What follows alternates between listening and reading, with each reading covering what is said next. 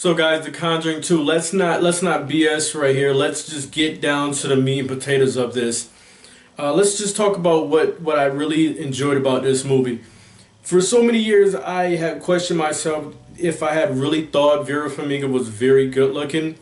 This movie confirmed that yes, I do find her attractive and that she's very good looking. Okay, so let's talk about what I did not like about the movie. The Conjuring 2 is directed by James Wan. He's going to be doing Aquaman. I think that's coming out next year.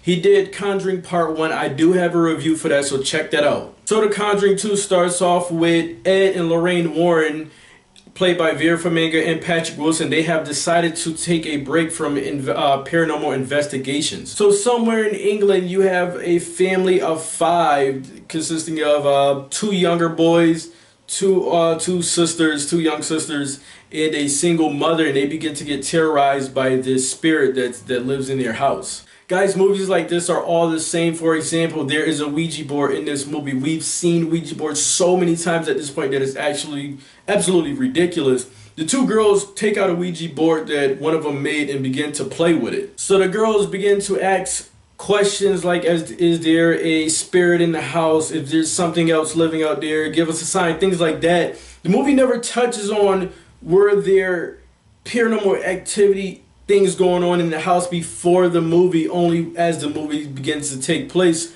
But the movie never touches on it, never explains that. You see some things in this movie that resemble other movies, like a kid with a flashlight in the dark close to their face, so it's kind of like Blair Witch Project. You see in the movie in The Sixth Sense, where the boy had a teepee in his bedroom. You have that in this movie. And also they took us the great scene from the first movie where the kid seen something in the corner of the room and it was pitch black and the camera panned on the corner and the camera would then show the emotion of the child.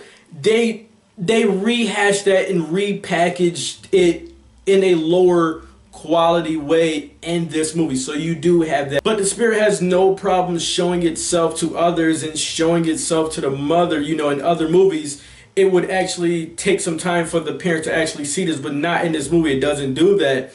So the cops end up showing up to this house, and the cops sees that the spirit moves a chair. Cops totally leave. That was pretty funny. This movie does have some humor to it. But the cops suggest that they look into the church, and I felt like that was a kind of cheap way to get this family noticed to the Warrens. The very first time they call out this spirit in this movie, because you know all these movies have those things where everyone's surrounded by the person that's possessed, and they have to call the spirit out, and the spirit comes out and it doesn't come out. So the spirit does come out, and the girl talks in that creepy demonic voice like in every other movie. And no one freaks out that she's doing this. To be honest, this was the first time in this movie where the girl did speak in that demonic voice, and no one freaked out about it. The cinematography in this movie was very good. The camera angles were very nice in this movie. In the way a demonic being showed up was very creepy and very good. It got the hair on your neck, the hair on your neck standing up, but nothing happens. Guys, you pretty much know that part in movies where a character will be looking in a mirror or looking in some type of reflecting that would give you a reflection, and they look in it, and the demonic being or whatever is behind them, and they look back and it's not there, and they look back in the mirror and it's there, and then look back, it's not there. You get that in this movie. Guys, jump scares do happen in this movie, and when you do think they're going to happen, they don't happen. But there are jump scares in this movie. You have a movie where a little girl is possessed. How many times we've seen that? And then you have a movie where when someone's possessed, the demon doesn't try to kill them until the actual very end, and then they try to kill them. You have all of those things in this movie, which we've seen in other movies before. Again, guys, The Conjuring 2 was a huge letdown for me.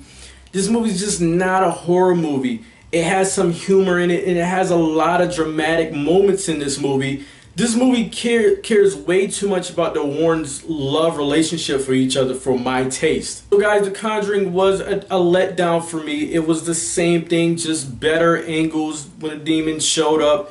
That was pretty cool, but nothing ever happened. I gotta say, The Conjuring 2 is a 60 out of 100. I gotta go 60 out of 100 for The Conjuring. The movie does explain why the children's father is not there, and that reason is completely pointless, only but the simple fact that the movie threw some humor in there. Like I said, it's not just a horror movie, it's a dramatic horror movie with some humor, which when I go to see The Conjuring, I'm signing up and I'm paying for a horror movie. I don't care about the Warrens' love relationship for each other, and I don't care about humor. Just scare me, and this movie did not scare me. Oh, and don't forget, there is a Tim Burton character in this movie. So guys, what did you think about The Conjuring? Which one did you prefer, one or two? Like this video, dislike this video, share the video. Remember, movie reviews, sports content is all in the playlist. So guys, go check that out, share with others. I'm done here.